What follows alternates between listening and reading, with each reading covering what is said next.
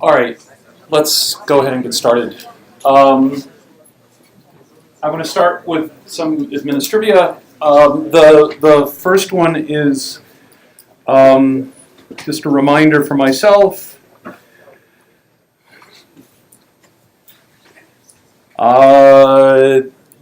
Not to do something stupid to the video recording software. So at the end of the class, after we'd finished capturing 75 minutes of video, I quit instead of saving.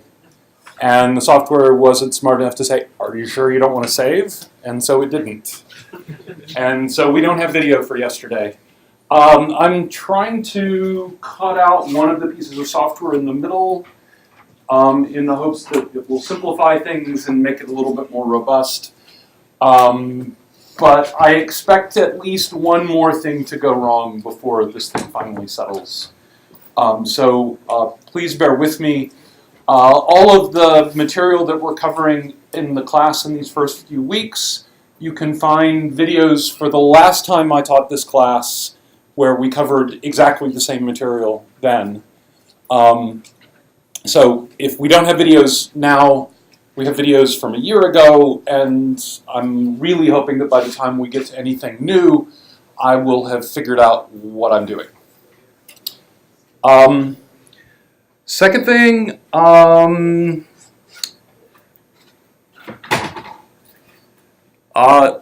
posed as an open problem, why does it say 941 at the top of the screen even though it's 332? And it said 941 at the top of the screen for the entire class yesterday. Did anyone figure out why? It's a legacy of Apple's presentations, and now it's showing 941. That's right. So when Steve Jobs was presenting at the Apple Developers Conference every year, they started the presentation at 9 o'clock on the dot, and at 41 minutes into the presentation, they would show, "This is the iPad, isn't it amazing?" For similar reasons, the iPhone is always 942. No, you can't turn that off. Let's see, what else? People have been posting questions on Piazza. Thank you. In particular, that's how we knew that the links on the Moodle submission pages pointed to last year's homework 3 instead of this year's homework 0. So please keep sending those bug reports in. Please keep posting questions. Anytime you might be tempted to send me email asking a question, if it doesn't involve something personal or confidential, post it to Piazza instead, and then there'll be multiple eyes trying to help you. The one thing that is still missing on the course webpage is the LaTeX template for homework solutions. That'll be up by sometime tomorrow. I want to populate it with fake solutions that will allow you, for example, to use the standard macros that I use to typeset algorithms in the lecture notes if you want to typeset your algorithms that way. Because it actually took a while to figure out how to do that. So that will be up real soon now. Are there any other administrative questions, issues, problems, complaints before we go on to the real material? Okay, so last time we started talking about what is hopefully review dynamic programming. And I started by spending most of my time walking through the basic steps of developing a dynamic programming algorithm for something that you all should already know how to do, namely Fibonacci numbers. And the development of the algorithm went in several stages. So the first stage is you have to have a recurrence.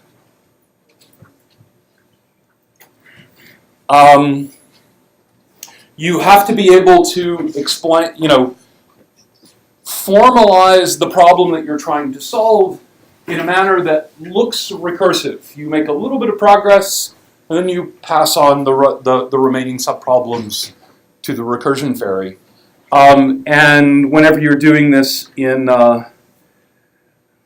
your homework, you need to first give an English description of what the function that you're developing recurrence for does, not how it does it, but what it does. So what it does is the nth Fibonacci number, or it's the edit distance between these two strings. We need to give that first before you actually tell me how you're going to do what you're doing. The second step is to take this recursive solution and memoize it. And memoizing the solution means you have to be able to do a few things. One is you have to be able to identify the subproblems that you want to record. So for the Fibonacci numbers, the recursive subproblems are all identified by an integer between 1 and n. Right, that's what I mean by identify. The information that describes, that I pass into the recursive subroutine is just that one integer. For edit distance, as we'll see in a second, that the naive way of formulating the subproblem is, the recursive arguments are just strings. But you want to identify subproblems in a way that there aren't too many of them, that the information you need to describe a subproblem is small, preferably a couple of integers or a node in a graph or something like that. And then once you've identified the subproblems, then you need to choose a data structure that will allow you to retrieve data by passing in one of these subproblem identifiers. I pass in an integer I get the ith Fibonacci number back. The appropriate data structure in that case is an array. If I pass in two integers and I want something back, the appropriate data structure is probably a two-dimensional array.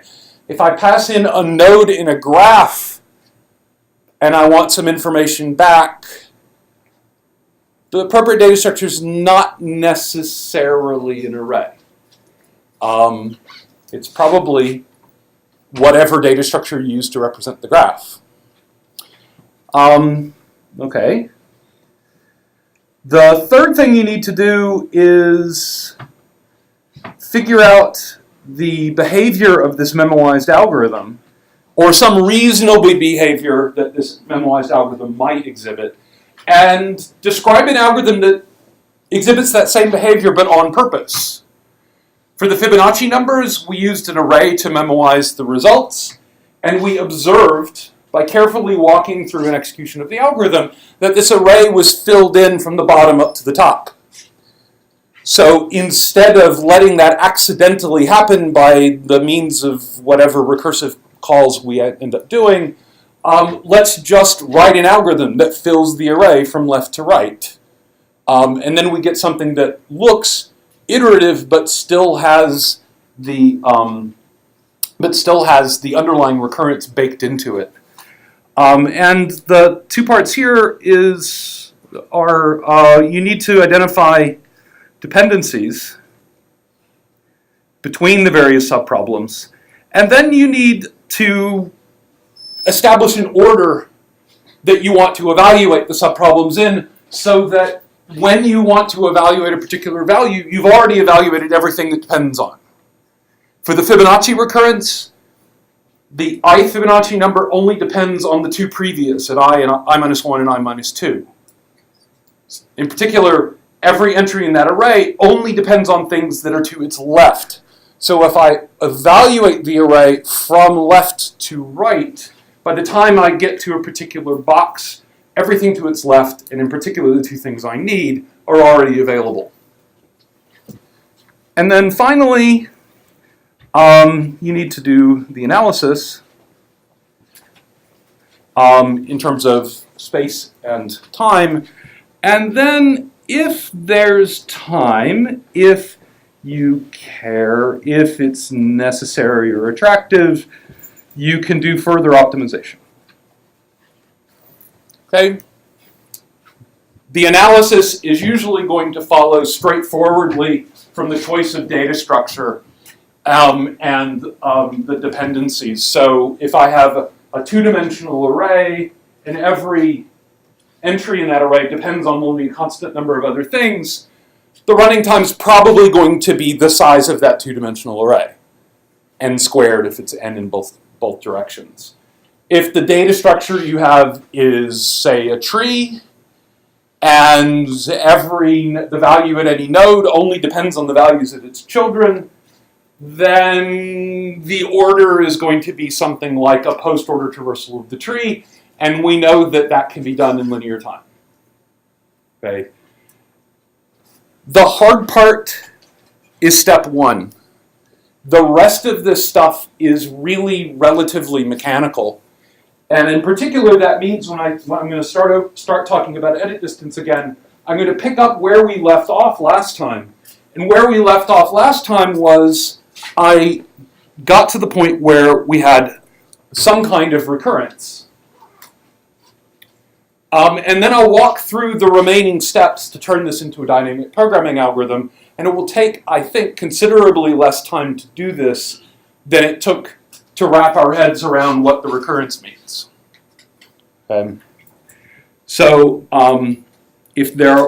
Unless there are questions, I'll jump back into edit distance. Okay, so if you recall that the edit distance between two strings is the minimum number of insertions, deletions, and replacements to change one string into another. Okay, so I have a string A, I have a string B. I want to transform string A into string B. This is the English description of this function. Edit of A from 1 to M, B from 1 to N. A and B are strings. A has length M, B has length N. And so before I write down the actual recurrence, here's my specification for it. Now the intuition is that I'm going to write down this sort of tableau where I line up the characters in A and the characters in B in two rows, lining up the characters carefully so that if I see, for example, an S over a blank, that means the last editing operation I do from last in left to right order is I take this S in string A and I delete it. Right. If I see a blank in the first row and a C in the second column, that means the rightmost editing operation I'm going to perform is to insert a C at the end of string A. And then finally, if I see two characters stacked on top of each other, that means in the rightmost column, that means the very last editing operation I'm going to do is replace this S with a C. These are the only three possibilities for what can show up in the rightmost column if, assuming, say, the first string is algorithms and the second string is altruistic, so it ends in an S and C. I don't know which of these three possibilities is the right one, so I will do the only thing that I know how to do when I don't know which of these three things is the right one. I try them all. Now, there are all sorts of clever optimizations I could do, perhaps, that will guide me away from one of these choices, but this falls under the heading of being clever, and this is not the time, or in general, the class in which you want to be clever. It's much better to be thorough, but a little bit stupid. And then everything else I'm going to pass off to the recursion fairy. I'm going to say, well, suppose for the sake of argument that the best thing to do at the end is a replacement. What do I do with the rest of the strings? I don't know, but this is a simpler problem. It's the same problem, but it's a simpler instance of the same problem. I now want to find the edit distance between algorithm and altruistic, two shorter strings. Oh, it's the same problem, only a smaller input. Pass it to the recursion fairy. That's the recursion fairy's job. Similarly, if the last thing I do is an insertion, that insertion in some sense chews up the last character in B, and then I recurse on all of A and all but the last character in B. And if I want to know what's the best thing that can happen if the last bit is a deletion, I've lost the first character of A in the recursive call, but I pass all of B. And so if I just write that down, I write down these three options and just say, well, what am I doing in each of these three cases? In the first case, I lose the last character of A, I keep all of B, and I add 1 for that deletion. In the second case, I keep all of A, I lose the last character of B, and I pay 1 for that insertion. And in the third case, I lose the last character of A, I lose the last character of B, and then I have this funny expression, which is, if those two characters are different, I want to pay for 1 replacement, but if those two characters are the same, I want to pay nothing. And that's all this expression in brackets means. Okay, so now I just described, more or less by brute force, I don't know what the last thing is, it's one of these three, and then for each of these three things, I'm going to let the recursion fairy do most of the work, and then I'm either going to add 1, or maybe I'm not going to add anything. And whichever one of these three options is the best one, that's my answer, which is why there's a min at the end. Okay. So I have a recurrence. What was the next thing on my list? I need to identify my subproblems. Well, in general, it looks like what I'm passing into this recursive subroutine is a string. Oh, I really don't want to memorize strings. I don't want to be passing strings to my hash function because hashing a string takes time proportional to the length of the string. I want some somewhat more compact way of describing what these subproblems are. And to do that, I need to think a little bit more carefully about what the subproblems are going to look like. Right? So, again, let's imagine that these are our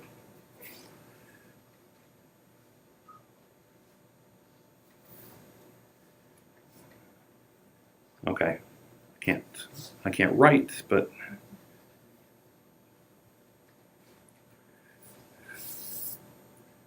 okay.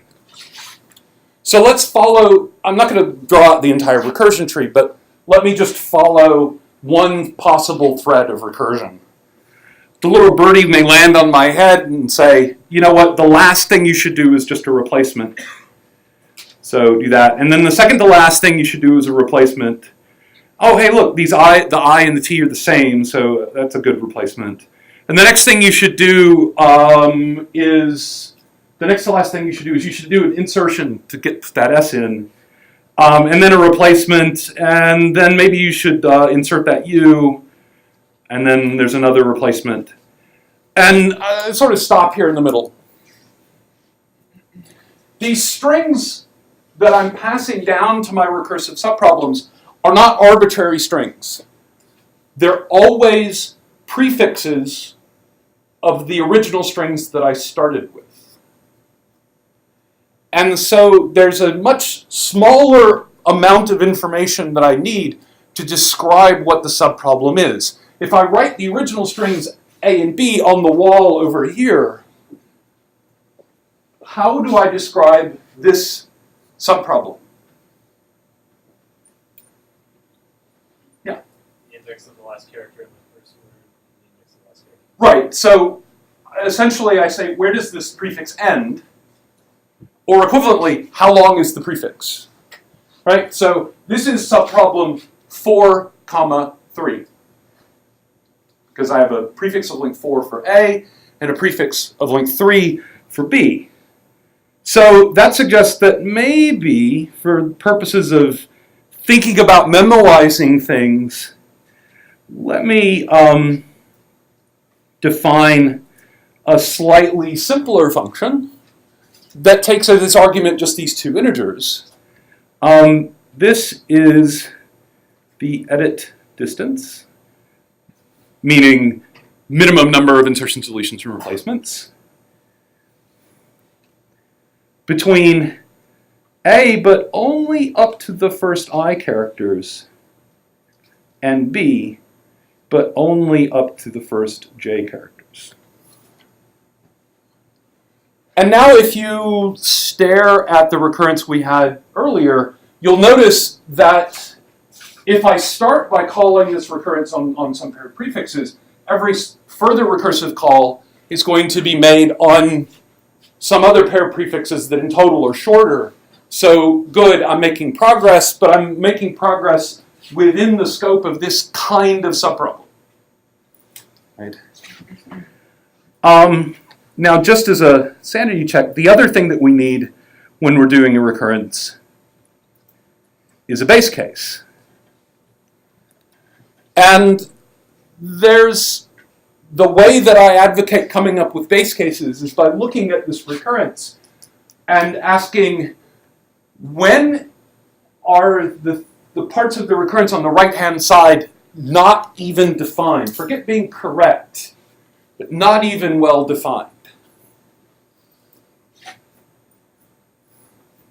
And so eventually, if I continue recursing my way down, eventually one or both of these strings is going to be empty. And so if I take the naive formulation, I'm passing in the string, I need the ability to pass in the empty string. So let's say A is the empty string. That means M is 0. It's kind of a weird abusive notation, but okay, we can run with it. But then when the string is empty, what in the world does that mean? What does it mean to take the last character, or for that matter, what does this mean? What does it mean to take the last character of the empty string? Right, nothing. It's meaningless. It's garbage. It's nonsense. The recurrence that we've written down just doesn't work. The right-hand side of the equation is not well defined when the string A is empty, or similarly when the string B is empty. So it's worth thinking about, what that should be. So when the string, the prefix that I pass in the first argument is empty, that's a prefix of length 0. What should the edit distance be? J. How do you turn the empty string into a string of length J? You insert those J characters. There's nothing else that you can do. Okay. Similarly,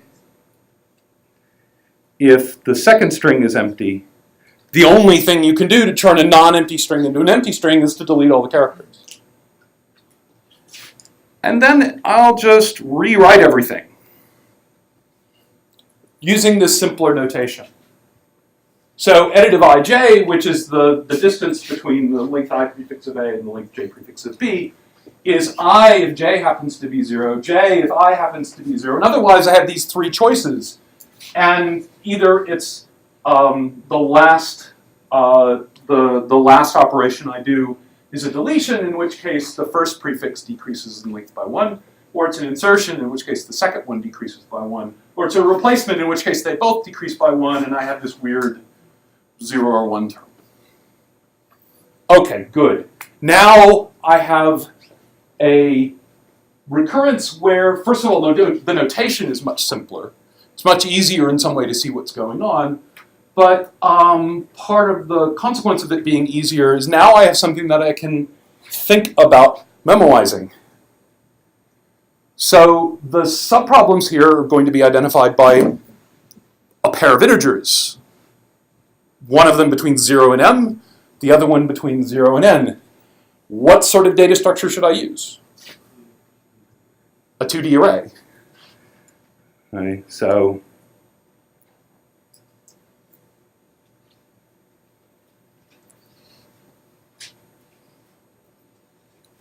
and now I'm going to draw the universal symbol of a two-dimensional array.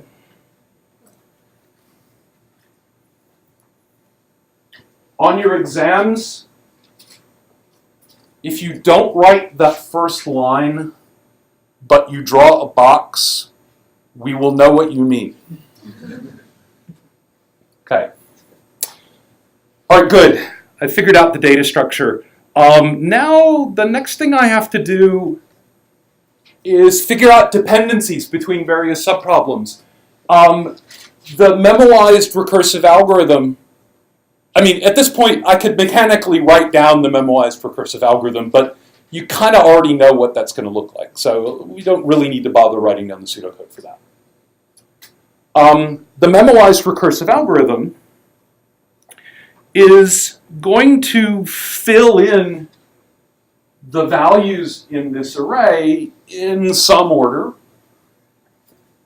And the precise order is going to depend on exactly, for example, if I have this 3-argument min, the compiler might decide to do the third recursive call instead of the first one. There's not really any way for me to know what order the particular compiled version of this will fill in the table. My task is to figure out a reasonable order that might work. So I need to figure out dependencies. So let's suppose that I'm looking at some square at position ij. I want to know when this box in the array is going to be filled in. What other things need to be filled in first?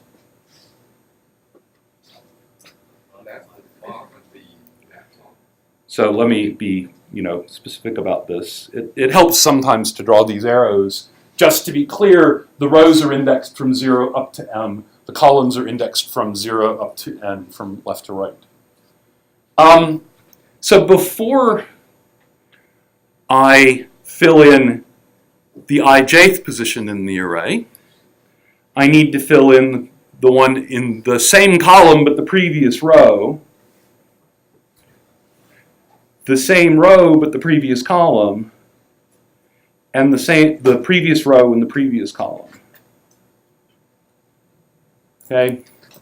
So before I fill in this blue square, I have to fill in these red squares. Those are my dependency orders. And the same pattern occurs everywhere, which is why I've helpfully drawn this in the middle of the box so as to indicate that I don't care exactly what position I'm thinking about. Okay. So those are my dependencies. So if I want to fill in this array in an order so that the red stuff is filled in before the blue one, what order should I use?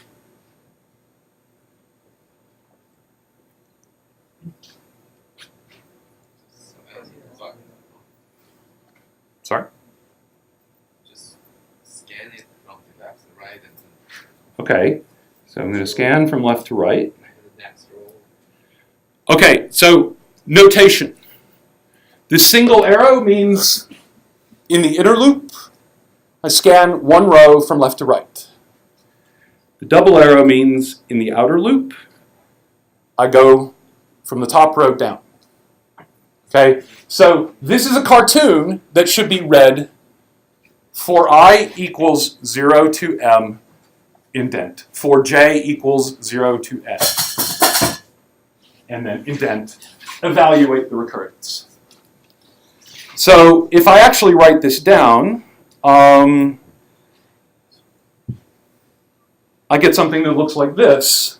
Here's the pseudocode. Let me just sort of zoom in on the part that matters here.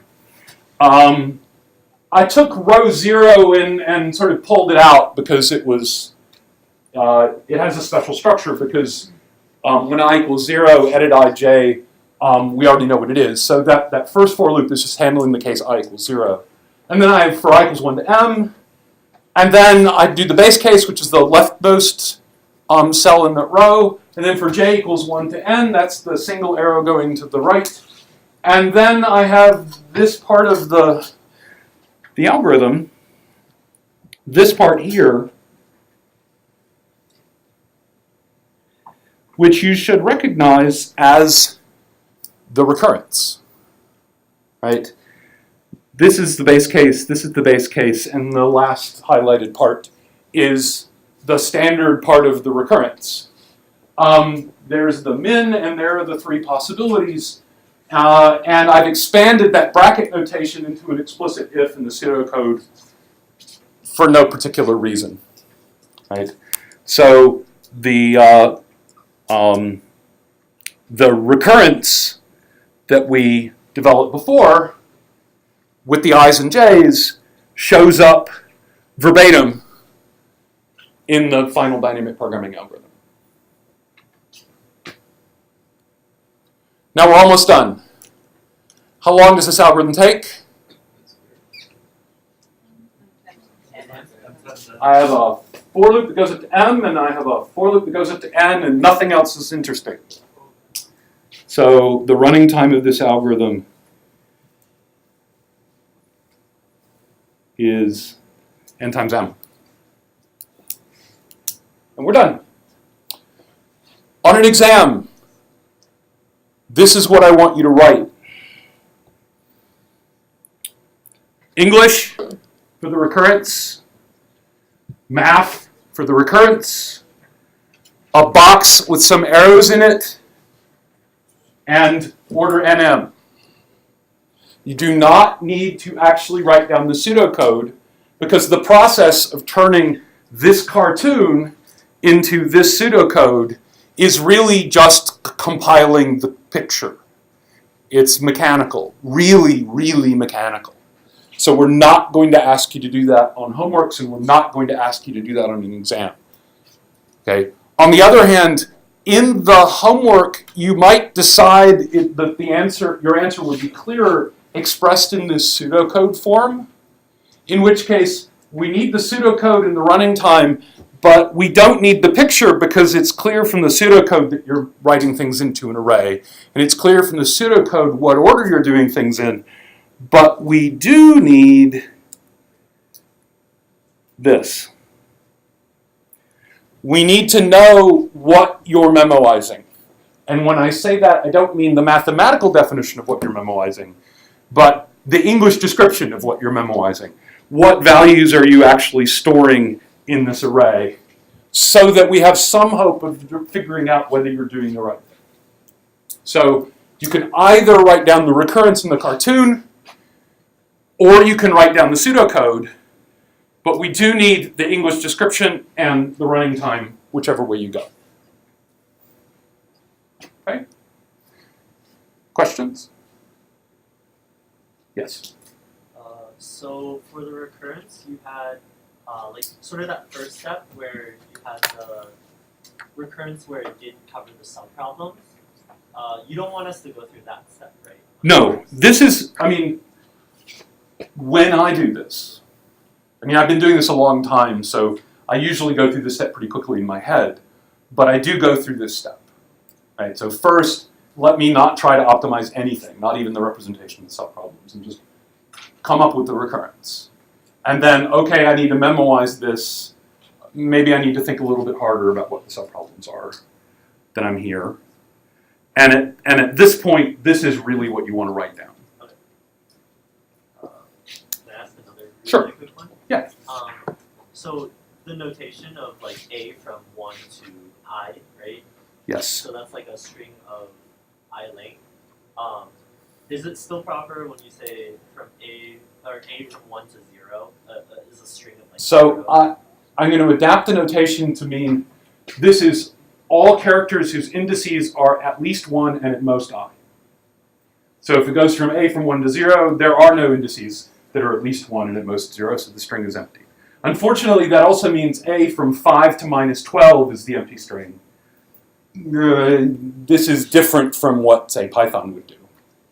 Right? So you do have to be a little bit careful about this. Okay? So if you actually, I'm not going to step through it, but if you actually run this algorithm on the strings algorithm and altruistic, you'll get the numbers that you see in the picture here. The numbers are evaluated from left to right and top down in standard row major traversal. But what are the arrows in this picture? So what I've described is an algorithm to compute the edit distance. But you might actually want not just the number of editing operations to perform, but what are those editing operations? I don't just want to know that I can do 6 things and be done. I actually want to do those 6 things. Okay. So what I've written down for each of these arrows is, for each subproblem, I have an arrow pointing from the subproblems that it came from. So if you remember in the recurrence, every time I looked at, a particular value, there were 3 other values that it could have come from. And in this particular case, because the 2 characters in question, U and T, are different, this blue 4 is the minimum of 1 plus this 3, 1 plus that 3, 1 plus that 4. And so either of these 2 possibilities would give me the minimum value. I'm going to draw arrows from those 2 possibilities. These bold arrows point to this 3. The reason there's a 3 to 3 here is because this I in the row is the same as this I in the column. And as I mentioned last time, it's actually true that when the 2 characters match, the best thing to do is a replacement. Remember, when the last thing you do is a replacement, you throw away, you decrease both I and j by 1. So you get this big graph. The graph is implicit. I'm not actually computing a graph. There's no data structure representing nodes and edges. This is information that I can extract after the fact, on the fly, implicitly in constant time. I can point here and say, where did I just come from? I'll look at these 3 numbers and go, oh, of those 2 4s, either one of those would work. And now, if I want to actually find a sequence of editing operations that gives me the right value, all I have to do is walk my way back from this 6, which represents the edit distance between the whole strings, back to that 0, which represents the edit distance between 2 empty strings. And when I walk back diagonally, that's a replacement. Sometimes that replacement costs me 1, sometimes it's free. When I decrease only I, that's a deletion. When I decrease only j, that's an insertion. Yes? Why did you take the branch instead of just going directly? I just picked something. It doesn't matter. Any path through this graph, from the 0 at the top left to the 6 in the bottom right, is a sequence of editing operations of cost 6. Why? But that's the way the arrows are defined. You can only take that arrow if it's an optimal choice according to the recurrence. Okay? So this is why when I say describe an algorithm to compute the optimal something or other, it's enough to compute the cost of the optimal something or other. Because you can always reconstruct the actual structure that you want afterwards by sort of walking back through the memoization data structure. Okay? So if I say, I want the longest path in this thing, well, what am I trying to optimize? I'm trying to optimize the length. Let me just think about that number, computing the length. And then later, once I've built the data structure, I can reconstruct the path later on. So when we ask for an algorithm that builds a structure in the homework or in an exam, it's enough to describe an algorithm that builds the cost of that optimal structure. or the value of that optimal structure. The other thing to point out here is that if really the only thing we're interested in is the edit distance, the value 6 at the bottom left, we can improve this algorithm somewhat by observing that once we fill in a row, the previous row is no longer needed. So we can, in fact, just keep a window of length 2 that sort of slides down as we go. We fill in an even row, then we fill in an odd row, then we throw away the previous even row and fill in a new even row. Then we throw in odd row and fill in the previous odd row. And the only thing we have to do to the code is in here, every place you see an I as an index, you just write I mod 2. Okay, so now I've reduced the space to linear. If the number of columns is shorter than the number of rows, this is great because I'm only keeping 2 rows. If the number of rows is smaller than the number of columns, I just go column first instead of row first. Now, an interesting question that I'll let you think about and we'll come back to in about a week. Is it possible to do both? Can I both save space by only keeping a constant number of rows and still be able, after the fact, to reconstruct the actual sequence of edits? Because I just said I need to keep all of the data around to reconstruct the actual edit sequence, but I don't need to keep all the data around if I just want the distance. And it turns out you can actually get both. You can actually both save that space and reconstruct this actual path at the same time. But I think I want to let that sit in your brain, let you think about it for a while, and as I said, we'll come back to it in about a week or so, and I'll show you the trick. Okay? Good. So let me describe a different problem. Unless there are other questions about edit distance, I'm done with that problem. I want to talk about something new. Yeah? How would you write a proof of correctness? The proof of correctness is implicit in this picture. If the best edit operation ends with a replacement, then the rest of the best editing operation is the best sequence of edits between all but the last character of A and all but the last character of B. If I could do better on the shorter strings, I would just glue in the better thing here and I would get a better solution for the bigger strings. That's the entire proof of correctness. It's basically one, and I mean I could say the same sentence for the other 2 cases as well. So we need to write those things if we are asked to write the proof. If we ask you explicitly, in this particular case, because the proofs all look the same, the proofs are like, well, if I take the last thing off the optimal sequence, the rest of the sequence is optimal. Otherwise, I could make it shorter and that would improve the global solution. There, I've just given you the proof. You don't need to write that down. Now, there may be cases where the proof is more subtle than that, in which case we will actually want you to make the argument. But for most dynamic programming problems, the only way to get the correct solution is to have gone through that argument in your head.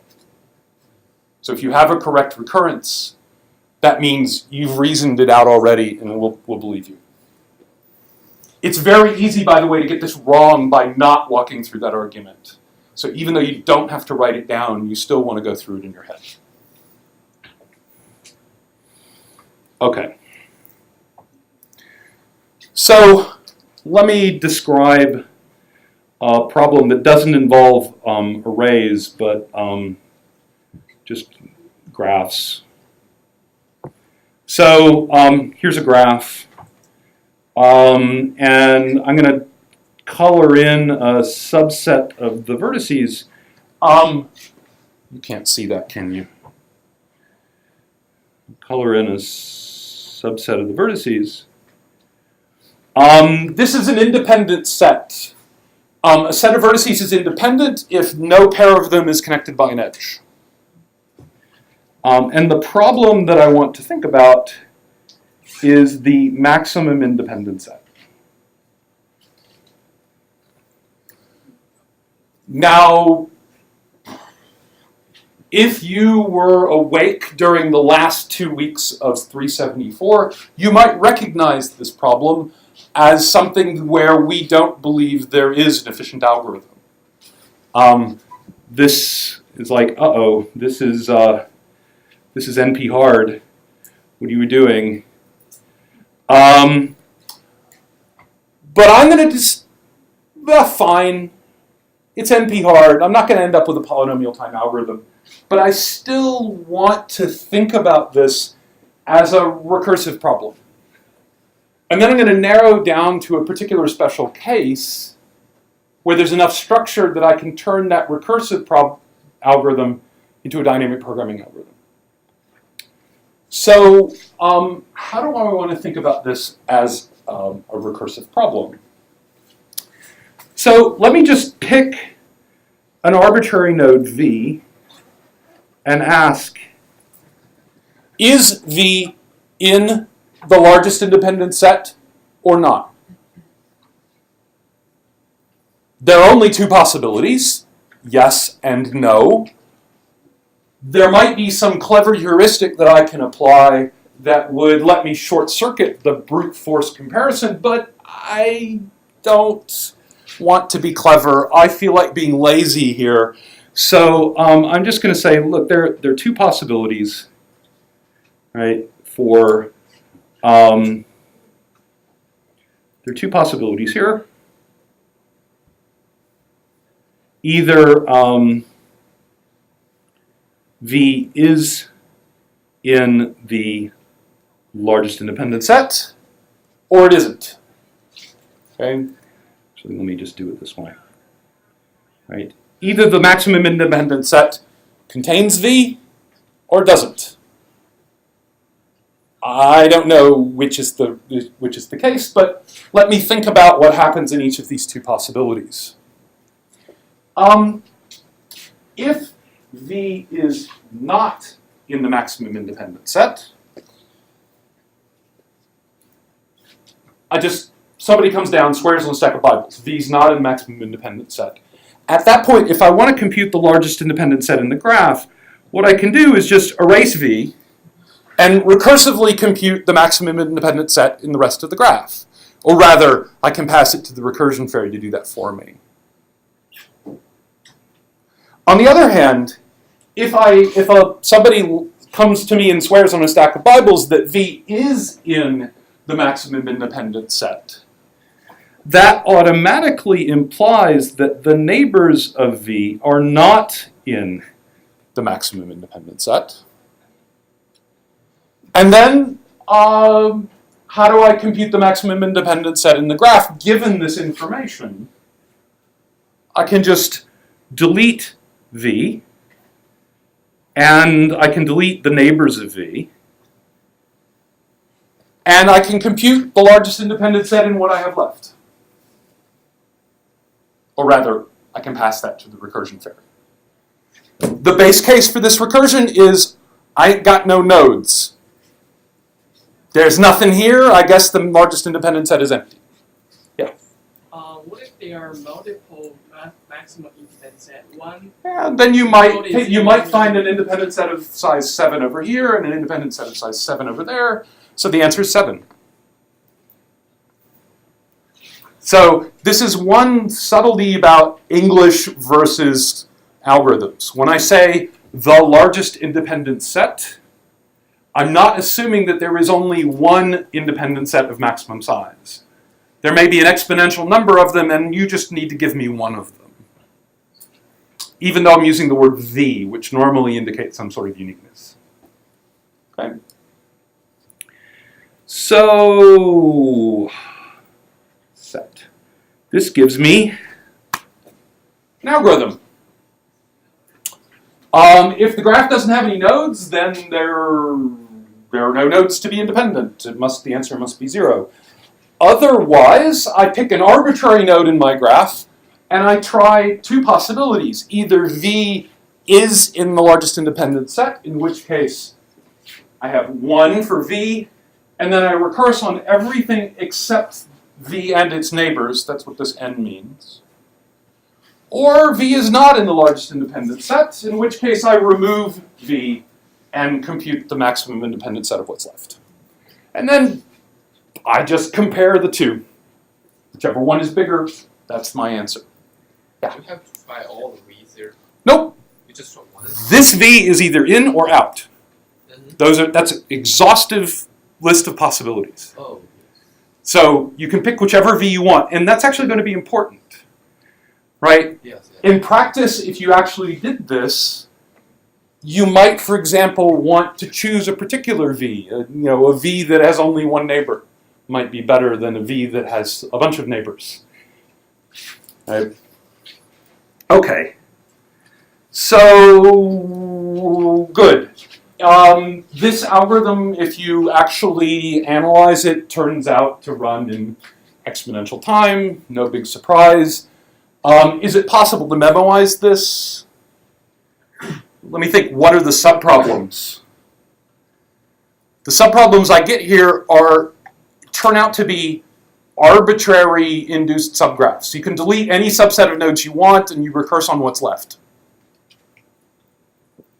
There are too many of those. No matter how you compactly represent them, you're going to get an exponential number of these things. So there's no hope of turning this into an efficient algorithm, which is good, because otherwise I would have just proved that P equals NP, and I'd be too rich to be teaching this class. So let me think a little bit more carefully.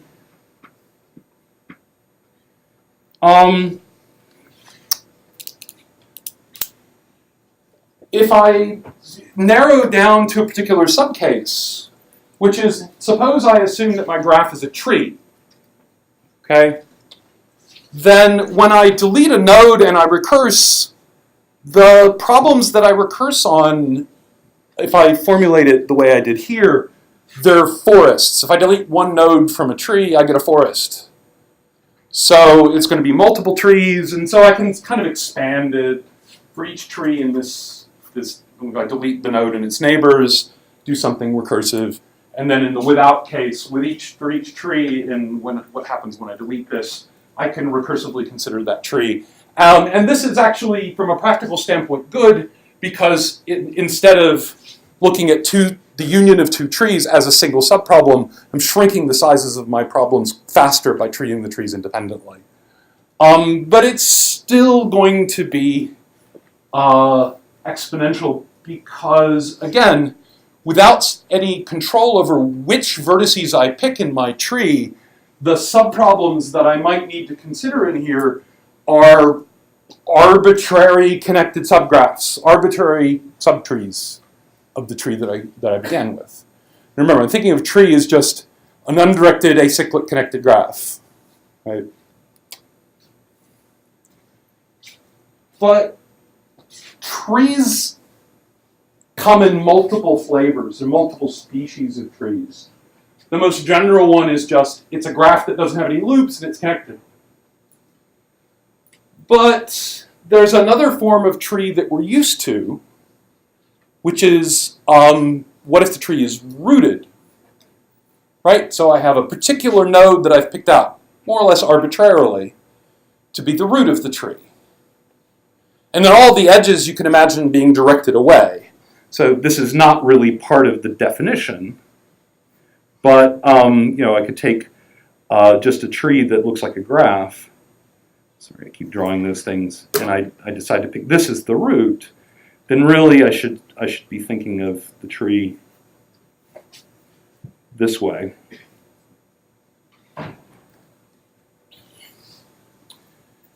And now, if I always choose the root to be the node, instead of saying any node, I always choose the root. Now I actually gain some structure to my subproblems. Namely, I don't just get arbitrary connected subgraphs of my tree, when I delete the root, I get a bunch of rooted subtrees, nodes and all of their descendants. Right? So a rooted subtree consists of a node and all of the nodes hanging down below it. How many rooted subtrees are there?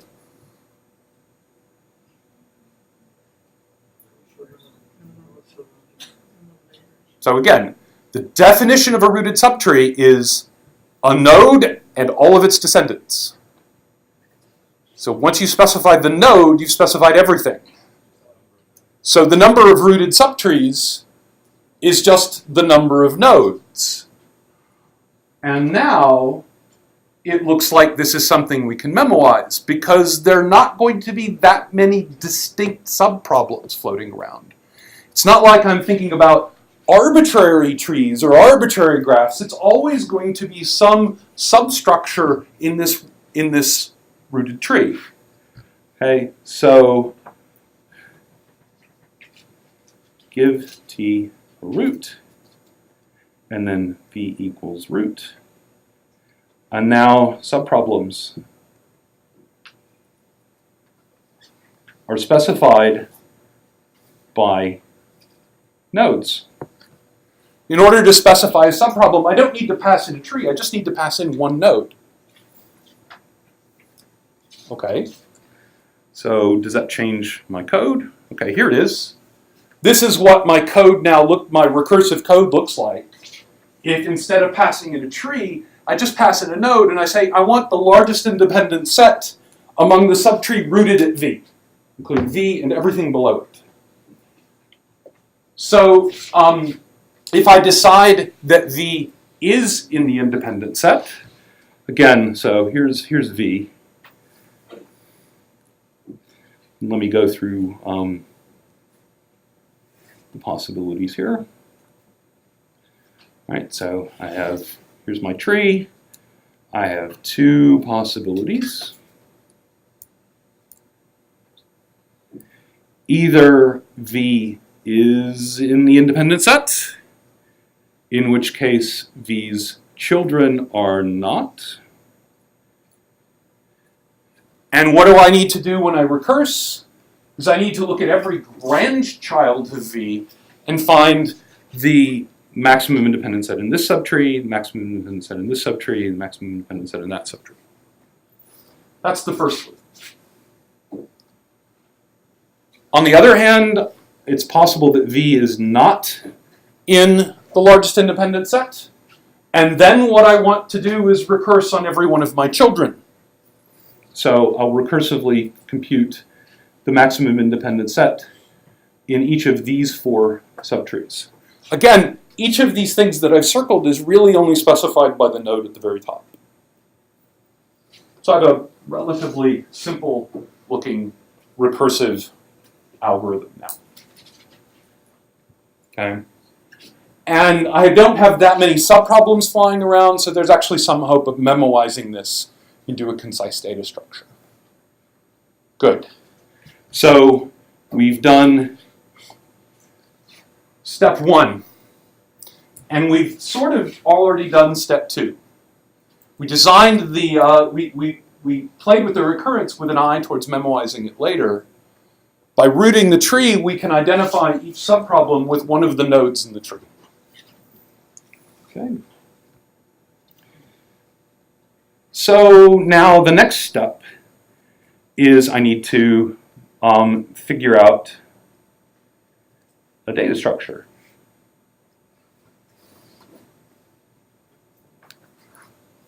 So I'm going to associate a value with every node in the tree. It's going to be the result of calling this function. What sort of data structure should I use to store those values? Okay, an array indexed by what? Okay, so we all remember back to how trees are actually represented in memory. If this really is just a graph, it's probably represented as an adjacency list structure, which means that there's an array that corresponds to the vertices, and for every edge, there's a record. For every node, there's a list containing the identifiers of its neighbors. And if this is indeed the representation that I want, that I'm given for my tree, then every vertex has a name, which is a number between 1 and the number of vertices. And now we're back to, well, I have some data structure, I'm going to pass in a small integer I want a value back. The way that I would memorize this is just by having a data structure off to the side called max independent set. But that's not the only way I might be given the tree. I might be given the tree as a data structure. For example, maybe this is an AVL tree, where every node has a pointer to its left child and its right child. And I don't have a global array that corresponds to the nodes. Or maybe it's some other tree data structure where, maybe this is a tree representing a bunch of, a disjoint set data structure where, in fact, the pointers go up through the tree instead of down. I'm given some kind of data structure, and I don't want to specify in advance what that data structure is because I don't want to write a different algorithm for every input data structure. So then, what data structure should I use to associate a value with every node in the tree? Whatever data structure I was given has something for every vertex. Add a field to that something. Right? So I don't know how this tree is represented, but there's a chunk of memory corresponding to that node. I'm just going to write, say if the value here is 5, I'm just going to write 5 into that node. I'm going to add a key, one more field to that record. Okay? I've already been given a data structure, just use it. Right? Now there is another possibility, which is to say that piece of memory is located at some address, use that address as the input to a hash function, use that hash function as the index into an array. So there's a little bit of indirection. Okay, fine, but now we're starting to get into the low-level details. They're not really the point of this class. Right? But if you add a field to that node, then giving you a number like 5, how can you count that node? I don't understand the question. So you're given like the node. Here it is. Well, This is how you find the node. It's handed to you as part of the input. Yeah, you give me a 5. But No, I don't give you a 5. I give you a node. No. Here is a pointer to the data structure that represents that node. Look, there's a field in it. Write the 5 there. Okay? All right.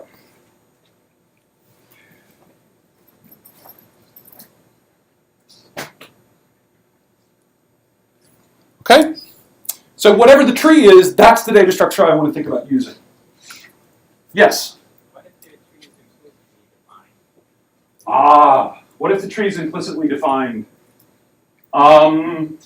Then in that case, you probably either want to make it explicit or mirror whatever the actual implicit representation is with an implicit representation of the memoization data. I'm sure you can come up with a really bizarre situation where you just have to give up and use a hash table. But there are implicit representations of trees. So for example, maybe this tree is the recursion tree for the Fibonacci numbers. And in fact, I'm not given a tree, I'm just given the integer n. Okay, all right, then you're going to have to build some other kind of data structure. All right, but let me think. I want to memorize this into the tree itself. The next thing I need is, dependencies. Right? Here's the recursive algorithm.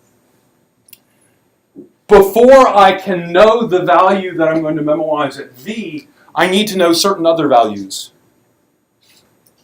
And they're explicitly identified right there in the pseudocode. I need to know the values at each of my grandchildren, and I need to know the values at each of my children. Okay?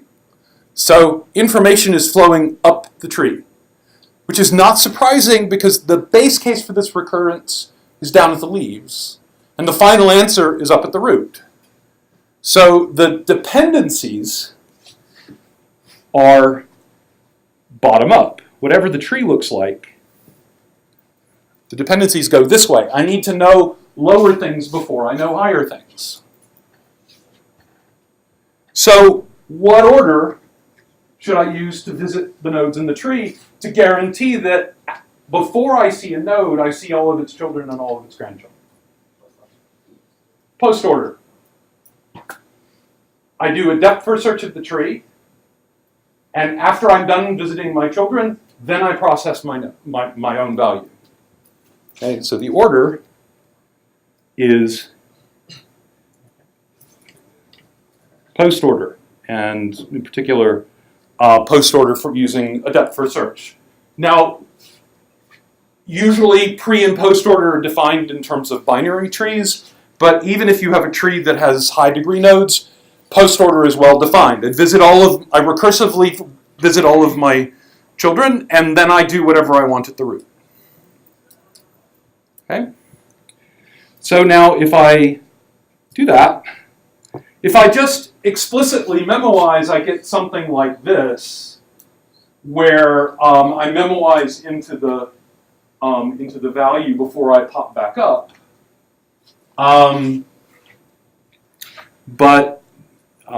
Actually, yeah, this is an easy way to do this. Okay, so I'm going to do a post-order traversal, so I'm going to recursively visit every child. And when I visit the child recursively, well, I'm visiting it for the first time recursively, so I'm going to do it by making a recursive call. But that recursive call is going to record the maximum independent set value at each child. So that later, when I want to look at the grandchildren, I know that I've already visited them, because I already visited my children, and each of my children visited their children already.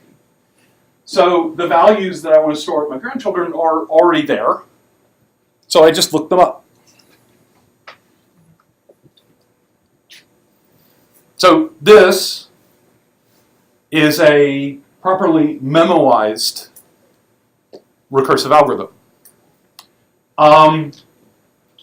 Now, if I wanted to write this as sort of a dynamic programming algorithm, explicitly, I might write for all V in post order, and then evaluate the recurrence for V. And the difference between writing the algorithm in this form, where I have an explicit list of my children that I go through before I visit my grandchildren, versus writing the algorithm in this other form where I just have a for loop with the word post order in it, is largely a matter of taste. The way that this for loop would actually be executed is by doing for each child make a recursive call. Right? But now that I have that pattern, I may as well add it to my language that I'm using to design algorithms. So I can think of a dynamic programming algorithm as just visit the nodes in post order, and at every node evaluate the recurrence based on the values that are already stored at the children and grandchildren. At this point, the distinction between memoization and dynamic programming is really kind of vague and it's subjective and not particularly interesting. I don't care which of these two things you would want to do. In fact, what I would really want is for you to write down the recurrence and the universal symbol of go up from bottom up in the tree. And given the triangle with the arrow going bottom up, yeah, okay, that's post order.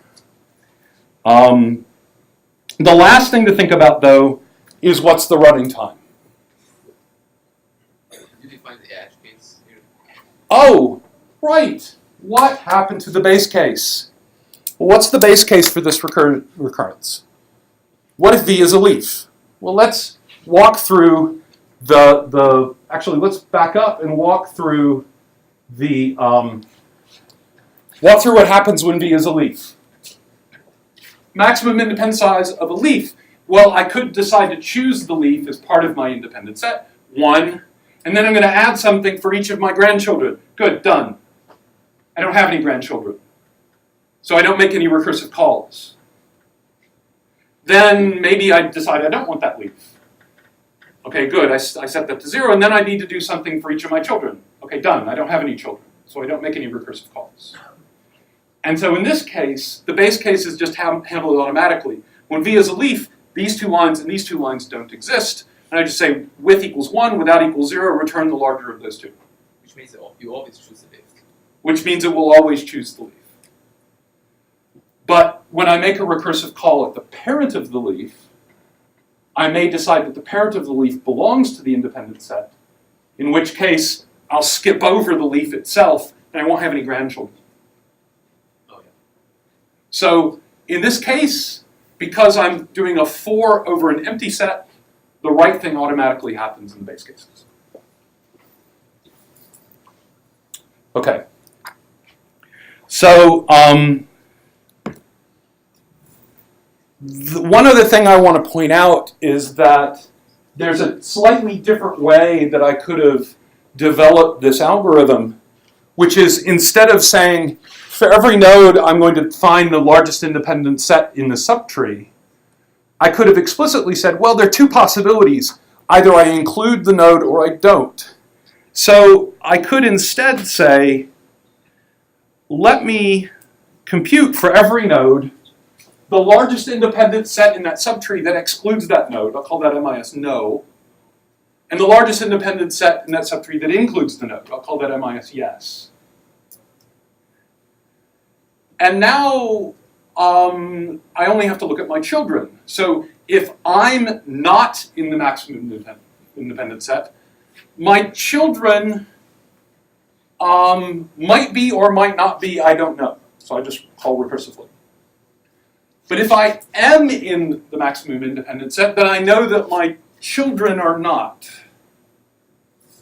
So I just look up the no value.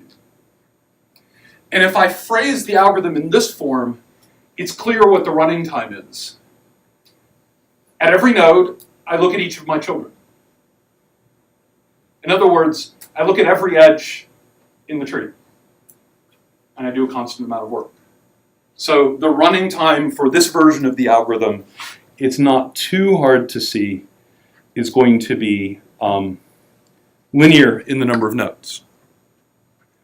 It turns out that this algorithm, where you look at the children and then you also look at the grandchildren, also runs in linear time, but the analysis is a bit trickier. For that, I'm going to point you at the notes. Such seems to be on the example homework. There will be a problem like this. I mean, analyze the time. Well, this is why I'm showing you this. Oh, right. If you do it this way, it's like, wow, I look at I spend a constant amount of effort at every edge in the tree. Done. Right? So if you find yourself in a situation like this where you're looking at kids and grandkids and great-grandkids, there might be a way of reformulating it so that you're storing more than one number at every node, and then you only have to look at your kids. Okay. Any questions? If not, I am having office hours tomorrow. The times are listed on the webpage. The TAs are starting to hold their office hours Monday afternoon. Homework is due Tuesday. Thank you. Professor, Yes.